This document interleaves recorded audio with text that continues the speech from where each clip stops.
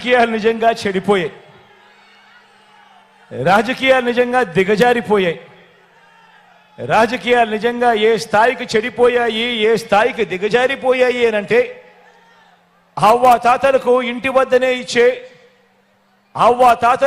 వద్దనే ఇచ్చే పెన్షన్లు తాము చెబితేనే చంద్రబాబు నాయుడు గారు ఆపించారు అని అహంకార ధోరణితో వాళ్ళ పార్టీకి సంబంధించిన ఎమ్మెల్యే అభ్యర్థులు మొన్ననే చూసా టీవీలో రాజమండ్రిలో టీడీపీ అభ్యర్థి ఆదిరెడ్డి వాసు లాంటి వారు ఏకంగా ప్రెస్ మీట్లు పెట్టి మరీ చెప్పటం మీరంతా కూడా చూశారు. వీళ్ళ అహంకార ధోరణిని ఏ రకంగా వాళ్ళంతా కూడా సిగ్గు లేకుండా చెప్పుకుంటా ఉన్నారో మీరంతా కూడా గమనించారు. ఇంతటి దుర్మార్గం చేసినందువల్ల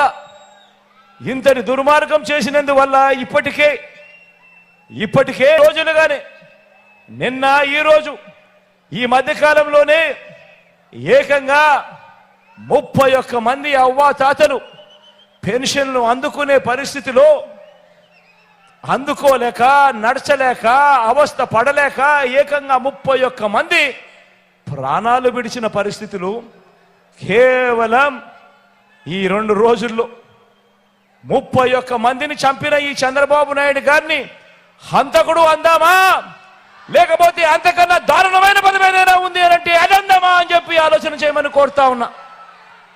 నేను అడుగుతా ఉన్నా ఇదే చంద్రబాబు నాయుడు, అయ్యా చంద్రబాబు నాయుడు గారు, ఈ రాష్ట్రంలో 66 లక్షల మంది పెన్షన్ తీసుకుంటా ఉన్నారు.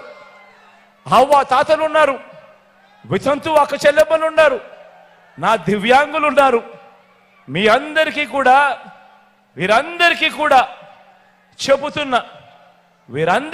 చెబుతా ఉన్నా, కొంచెం ఓపిక పట్టండి. జూన్ 4వ తారీఖున మళ్ళీ మీ బిడ్డ ప్రభుత్వం వస్తుంది.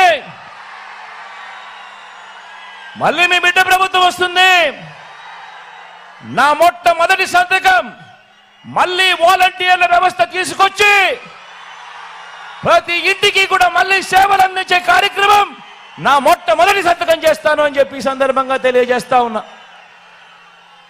ఇదే చంద్రబాబు నాయుడు గారిని అడుగుతా ఉన్నా, అయ్యా చంద్రబాబు, నీ హయాంలో మీరు జన్మభూమి కమిటీలు పెట్టుకున్నారు కదయ్యా.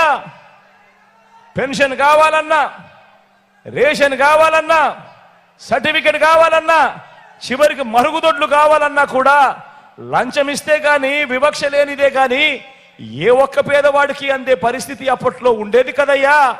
మరి ఆ జన్మభూమి కమిటీలు, మీరు పెట్టుకున్న జన్మభూమి కమిటీలు ఏ మాదిరిగా పనిచేస్తా ఉన్నాయి, ఏ మాదిరిగా పనిచేశాయి? ఈరోజు వాలంటీర్ వ్యవస్థ అన్నది జగన్ అభిమానించే ఈ సైన్యం ఎలా పనిచేస్తా ఉంది అని అంటే చంద్రబాబు నాయుడు గారి గుండెల్లో రైళ్లు పరిగెత్తించే కార్యక్రమం జరుగుతా ఉంది అని కూడా ఈ సందర్భంగా తెలియజేస్తా ఉన్నా.